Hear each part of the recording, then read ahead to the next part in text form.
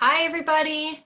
My name is Erin Griffin, and I'm going to share the Climate Leader Weekend Challenge. So if you missed the weekend challenge on Saturday, it's still open and you can still do it. You can still join in.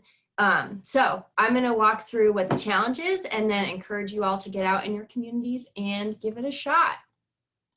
So the goals for this weekend challenge are to get off of your computer screen. We are all spending so much time on our screens, to get outside and to explore some solutions to climate change in your community. So the main question for this weekend challenge, the guiding question is, how is your community responding to climate change? So where I am in Saranac Lake in northern New York, up in the Adirondack Park, this is a photo of an electric car charging station in my community. So that is one way that where I am is responding to climate change by trying to electrify transportation. So that's just one example, but wherever you are in the world, you will find different ways that your community is responding to climate change. And that question itself is pretty broad. So we're going to break it down a little bit into some different examples for what you might see. So first, how is your community impacted by climate change? What impacts are you already seeing happen? Depending on where you are, it might be something like flooding or, more intense storms like hurricanes, heat waves, shorter winters, droughts, wildfires, I already said shorter winters, wind, so many different things. So kind of documenting those impacts from climate change, if you're able to see any of those in your community, obviously in a safe way, that is a way that your where you live is responding to climate change. Also, how is your community adapting to climate change? So how are they learning to live with these impacts from climate change that you see? So depending on where you are, depending how climate change is impacting your neighborhood, you might see cooling centers to give folks relief from heat waves. You might see flood barriers, you might see seawalls, you might see wetlands being restored to deal with floodwater. You might see wildfire mitigation, you might see more native plants. And these are just a few. There's so many other ways that your community might be adapting to climate change.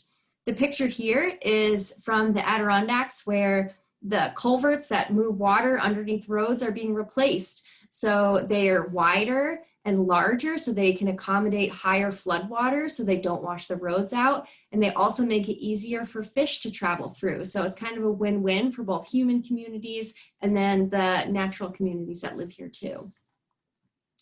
And last, another way your community might respond to climate change is by actually reducing greenhouse gas emissions. So there's many ways to do that, and I listed just a few here too. So think solar panels or wind turbines or hydro dams or electric vehicles, switching to LED lights, restoring habitat, reducing waste by reusing and composting and recycling, growing local food. Again, these are just a few of the things you might see. So all of these ways actually reduce the greenhouse gas emissions, which is also called mitigating climate change.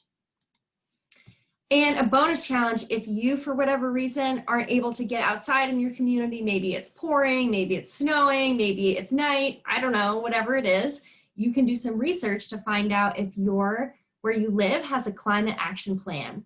And this will tell you a lot about how your community is intending to respond to climate change. So you can find out the goals and the plans that your community has to both adapt to climate change and to reduce greenhouse gas emissions. So that's a bonus challenge if you are not able to get outside today. And of course, we got to remember that we have to be safe. So you're going to go out in your backyard, in your neighborhood, on your street, wherever you are, to safely document answers to all those questions we just talked about. So first and most important is this survey link. This is the link where you are going to upload everything that you find in response to these questions. And so I'm going to just pause here for a second so you can either write down this link or take a screenshot of it or take a photo of it so you don't lose it, because you're going to need it to complete the challenge. This is your time to capture a picture of the link. All right, so I'm going to switch over to another tab here and show you what the link looks like. So it's going to take you to a survey.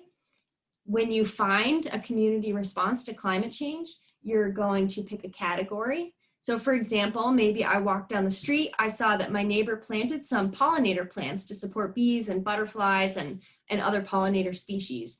I'd be like, cool, that's awesome, community response. I would choose biosphere as a category because it has to do with biodiversity and habitat. I would put where I am on the map. So I actually put my town right in here and it pulled it up on this map. And then you can upload a photo. So you can actually take a photo if you're using your phone and upload it on here and then just briefly write what you observed, the pollinator plants. And you can hit submit and they'll upload it all to the same place. So we'll be able to see everyone's responses. So hopefully you all have that link saved by now.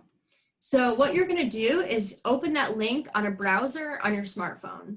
And you can fill out that survey as many times as you want. So try and get at least 3, but go out and explore, see how your community is responding to climate change and use that survey every time you find something you want to record.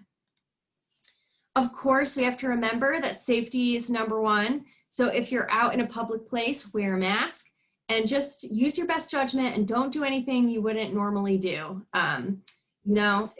Just use what you have access to around your home in a safe way. Be ready for the weather, whatever that means where you are. Maybe you need to layer up, maybe you need to bring sunscreen and bring water. Think of it like you're out on a little adventure in your neighborhood. So that is the challenge. And once you upload all of that information, we'll be sharing what we find. And you'll be able to see a whole map of what everyone found across the US and even across the world of how their communities responding to climate change. So thank you for participating in the challenge and we can't wait to see what you find.